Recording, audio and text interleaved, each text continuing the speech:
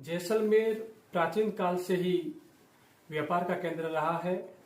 मध्य युग में भी जैसलमेर व्यापार का केंद्र था। जैसलमेर में पालीवाल ब्राह्मण 84 गांव में रहते थे। उनका भी जो मुख्य कार्य था वो किसानी के अलावा व्यापार का भी था। जैसलमेर पुराने समय से सिल्क रूट का एक केंद्र रहा है। इस सिल्क रूट के जरिए ही व्यापारी लोग चीन, मध्य एशिया, उत्तरी Africa, Uzbekistan, Iraq, Iran, Afghanistan जाकर व्यापार करते थे। भारत का जो मसाला उद्योग है वो भी सिल्क रूट के जरिए ही विदेशों में जाता था। अब सिल्क रूट का आशय है थल मार्ग। अब इसका नाम सिल्क रूट क्यों पड़ा? चीन अपना रेशम और रेशम के वस्त्र अपने रास्ते से दक्षिणी अफ्रीका, उत्तरी अफ्रीका, यूरोप, मध्य एशिया में भेजता था, इसलिए इस रास्ते का नाम सिल्क रूट पड़ा है। अब मुख्य बात यह है कि जैसलमेर का जो व्यापार का केंद्र होने का मुख्य कारण यह है कि इस सिल्क रूट के जरिए ही लोग इन देशों तक पहुंचते थे।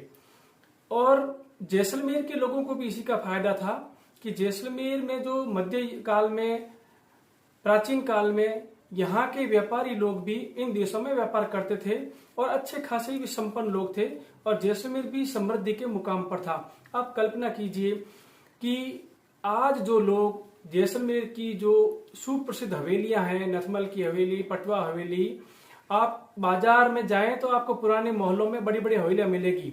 तो ये ऐसे ही नहीं बनी। जब वहां का व्यक्ति संपन्न होगा, समृद्ध होगा, तो ही यहाँ एक संपन्नता आएगी और विकास होगा। तो आप देखिए कि उस समय के लोग जो समृद्धि के मुकाम पर थे वो इसी सिल्क रूट के कारण थे। लेकिन धीरे धीरे जब कलकत्ता बंदरगाह में अंग्रेजों के समय में बंदरगाह बन गए तो इन रास्तों के जरिए व्यापारियों ने विदेशों में व्यापार करना शुरू कर दिया। तो उस कारण से भी जैसलमेर के लोग भी, मारवाड़ क्षेत्र के लोग जो व्यापार सिल्क रूट से करते थे वो भी कलकत्ता, बॉम्बे जाकर बस गए। और धीरे धीरे जैसलमेर में एक ऐसा समय आया कि व्यापार बंद हो गया, अकाल पड़ने लगा, तो लोगों के पास कोई साधन नहीं रहा।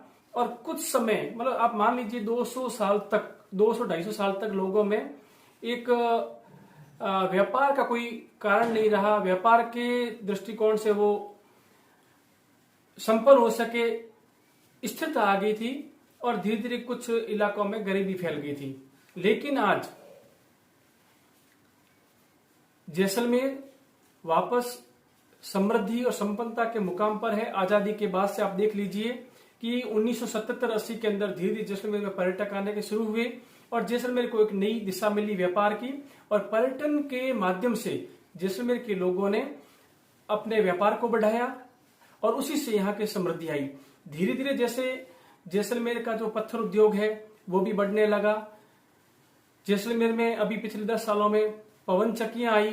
कहने का मतलब ये है कि मां लक्ष्मी ने भूगर्भ के माध्यम से, चाहे व्यापार के माध्यम से जैसलमेर पर कृपा की। और पिछले करीब आप मान लीजिए 15-20 वर्ष तो बहुत ज्यादा संपन्नता जैसलमेर में देखने को मिली। और लोगों ने आप ट्रिपल पी यानी पर्यटन, पत्थर उद्योग और पवन चक्कियां, इनके माध्यम से लक्ष्मी जी की कृपा जैसलमेर वासियों पर हुई।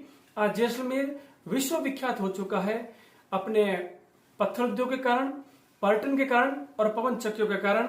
और इन सब को मिलाकर जैसलमेर के लोग इतने संपन्न हो गए हैं कि आज वो अपने आप को खुशहाल महसूस करते हैं, समृद्ध हो रहे हैं और एक संपन्नता के मुकाम पर है। जैसा कि आज से 200-300 साल पहले का इतिहास जैसलमेर का संपन्नता का और समृद्धि का रहा है, आज वापस देखने को मिला है।